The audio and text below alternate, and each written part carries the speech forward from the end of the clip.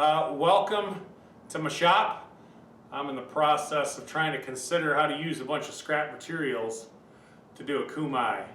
Now, of course, if you were somebody that really cared about efficiency and making good use of your time, you would buy stuff online or go to the hardware store, get yourself some copper, get yourself some good knife steel. But, I'm gonna see what I can do with this stuff. All right, let's get started.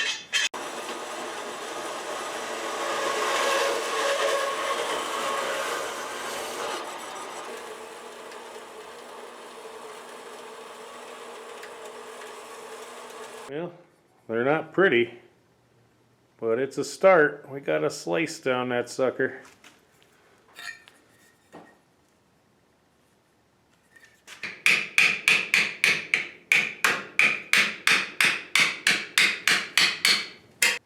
Pretty dirty.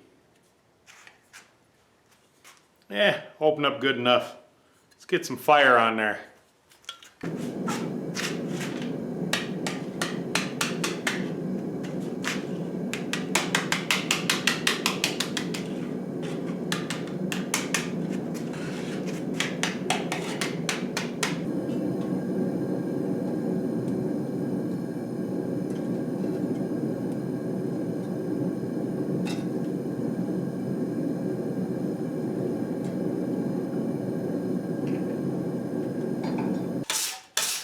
I know what you're thinking right now. You're thinking that copper is way too dirty to use for any projects.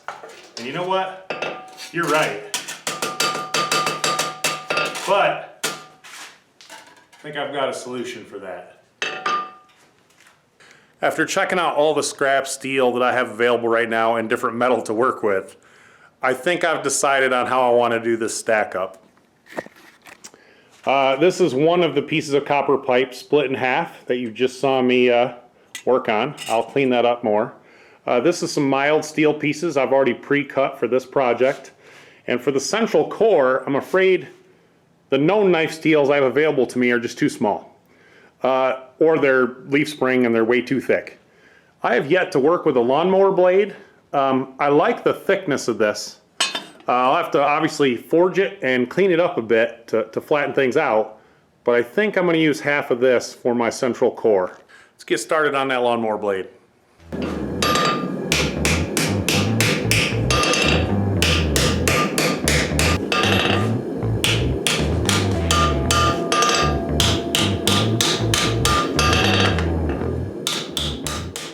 Okay, after trimming my lawnmower blade, I think it's still a bit thick. I don't want it to be thicker than my mild steel outer cladding. So I think some more resizing is in order. I don't want to just sit there at the grinder grinding on it. I think I'm going to forge it a bit thinner.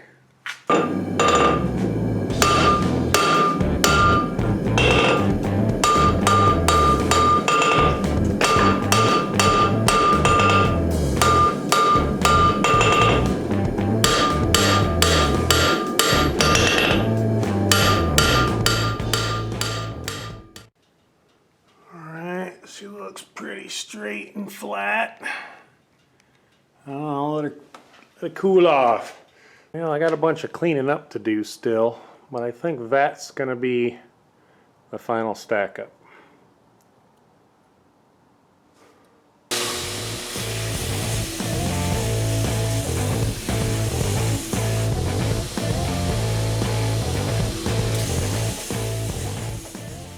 Okay, my lawnmower blade core. This one I'm not going to clean up to make it perfectly flat.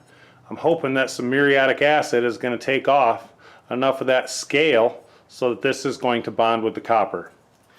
The copper pieces I've done nothing with yet. I'm basically just going to clean those up with some of that same muriatic acid and do nothing else to those except for try to not hit them when I weld this thing together. Here's the steel after being washed and sitting in acid for a while. There's obviously some little pits still in there. I left the forged texture to the central core on purpose. I'm hoping the copper is going to seep into the little areas it needs to. I don't know. I've never done this before. The copper itself cleaned up pretty good. I mean, I wouldn't say it's like copper you buy at the store, but it's not bad. Let me see if I can clamp these together, keep the copper out of the weld puddle, because copper has a different melting point and boiling point than steel does. So I want to do my best that I can to keep it out of welding the edges together, which I'm going to seal up all the way around. We'll see how it goes.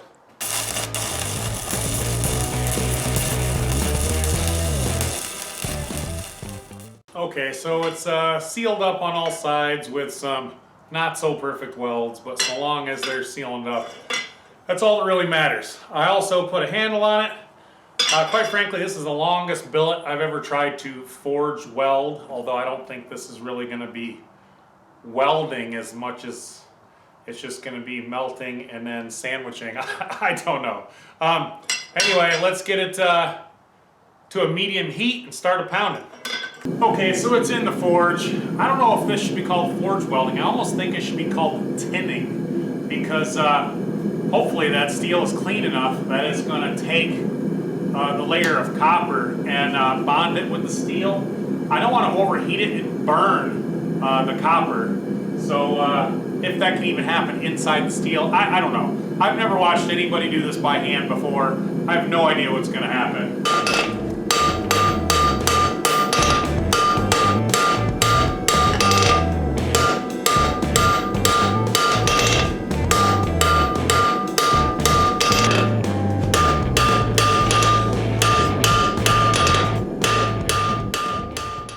Maybe I should have done a little more research. I don't know. I'm kind of like not sure what temperature I should be shooting for. I'm shooting for just over the temperature that you would quench steel at to harden it. You know, like 1500-ish degrees, maybe a little warmer. I mean, that's the goal. I'm not sure if that's the right thing to be doing or not, but that's what I'm trying to do.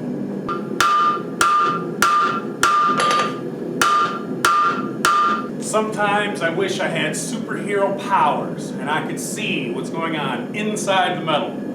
But I don't, and I can't. But I haven't seen any puffs of green in the forge yet, so that's a sign that my copper's not getting out. If that copper was getting out, you would see green flames. So that much is going good so far.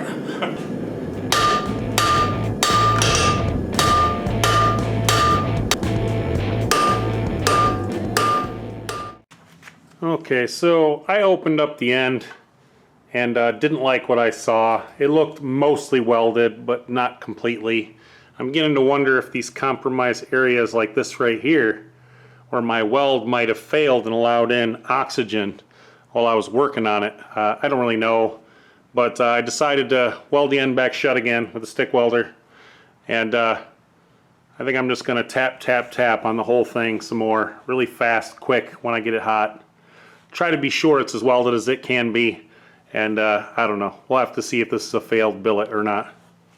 Oh, and for those who care, I have not gotten rid of the drainage problem yet. That wets down the floor on one side of my shop.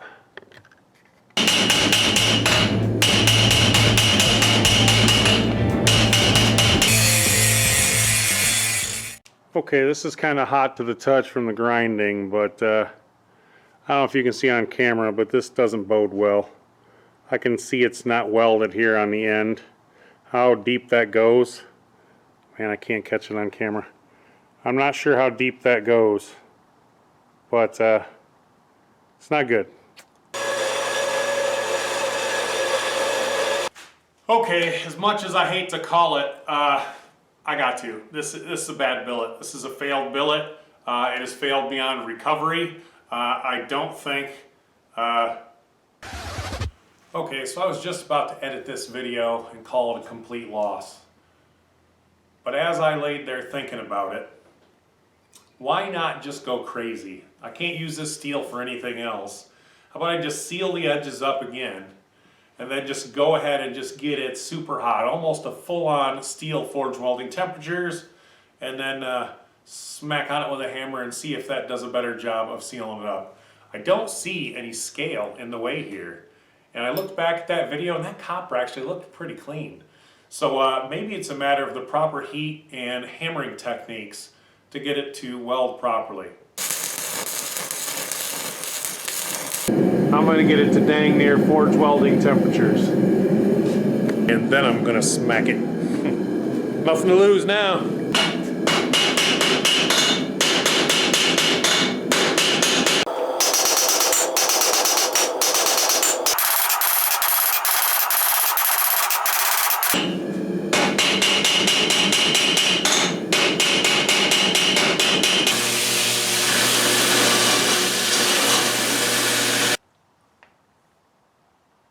You know what? This might not be a failed billet. I see some slight imperfections here or there, but it doesn't look bad. Check it out. So, it doesn't look that bad. It's got a few less than perfect spots in it. Back here, that's just steel on steel. Well, there we have it. That's my first cu-mai, copper-mai, however you want to say it, billet by hand. Is it possible that out of the jaws of defeat, I may have obtained a level of success with persistence? I don't know. It's yet to be seen, but right now I'm kind of optimistic that this billet isn't that bad. It's got some mild imperfections I can see. I'm hoping they're just on the outer edges. We won't know until I actually try to make a knife out of this, which I think I'm going to do next time.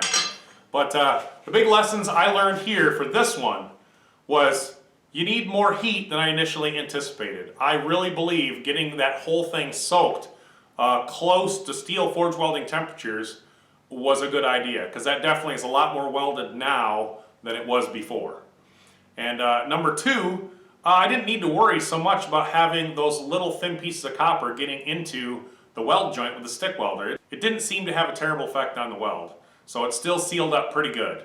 So those are my takeaways, and I'm going to continue on with this project.